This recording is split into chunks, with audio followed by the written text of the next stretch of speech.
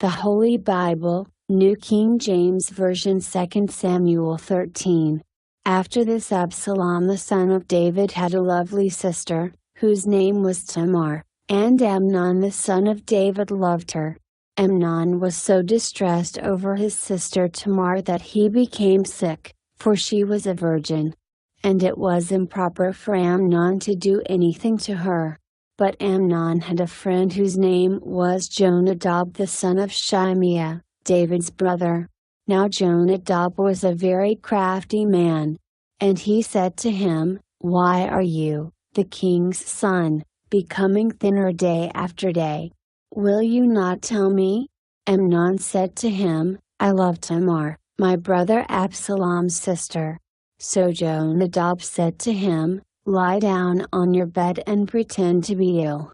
And when your father comes to see you, say to him, 'Please let my sister Tamar come and give me food, and prepare the food in my sight, that I may see it and eat it from her hand.'"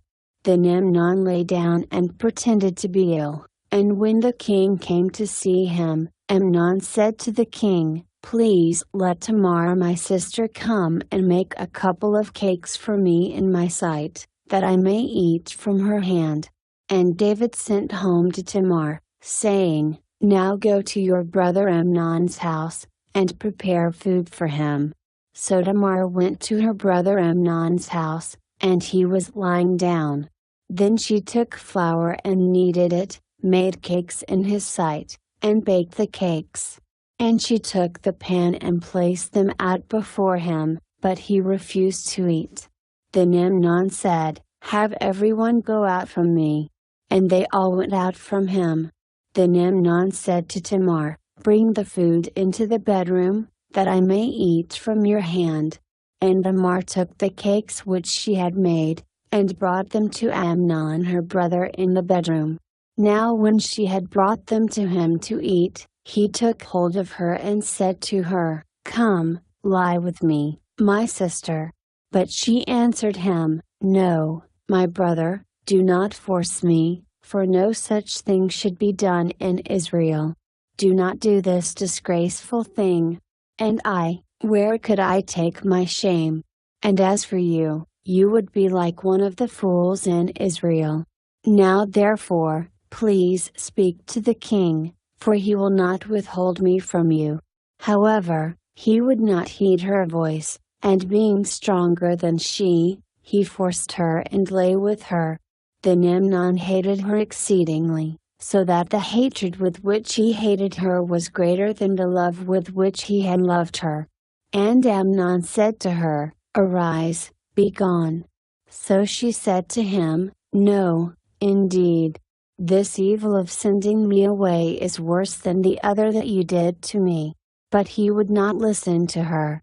Then he called his servant who attended him, and said, "Here, put this woman out, away from me, and bolt the door behind her." Now she had on a robe of many colors, for the king's virgin daughters wore such apparel. And his servant put her out and bolted the door behind her. Then Tamar put ashes on her head, and tore her robe of many colors that was on her, and laid her hand on her head and went away crying bitterly. And Absalom her brother said to her, "Has Amnon your brother been with you? But now hold your peace, my sister. He is your brother, do not take this thing to heart." So Tamar remained desolate in her brother Absalom's house. But when King David heard of all these things, he was very angry. And Absalom spoke to his brother Amnon neither good nor bad. For Absalom hated Amnon, because he had forced his sister Tamar. And it came to pass, after 2 full years, that Absalom had sheep shearers in Baal-hazor, which is near Ephraim, so Absalom invited all the king's sons.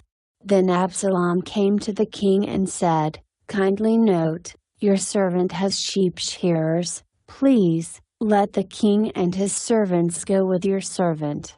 But the king said to Absalom, "No, my son, let us not all go now, lest we be a burden to you." Then he urged him, but he would not go, and he blessed him. Then Absalom said, "If not, please let my brother Amnon go with us." And the king said to him, "Why should he go with you?" But Absalom urged him, so he let Amnon and all the king's sons go with him. Now Absalom had commanded his servants, saying, "Watch now, when Amnon's heart is merry with wine, and when I say to you, 'Strike Amnon,' then kill him. Do not be afraid. Have I not commanded you? Be courageous and valiant." So the servants of Absalom did to Amnon as Absalom had commanded. Then all the king's sons arose, and each one got on his mule and fled. And it came to pass, while they were on the way, that news came to David, saying, "Absalom has killed all the king's sons, and not one of them is left." So the king arose and tore his garments and lay on the ground, and all his servants stood by with their clothes torn.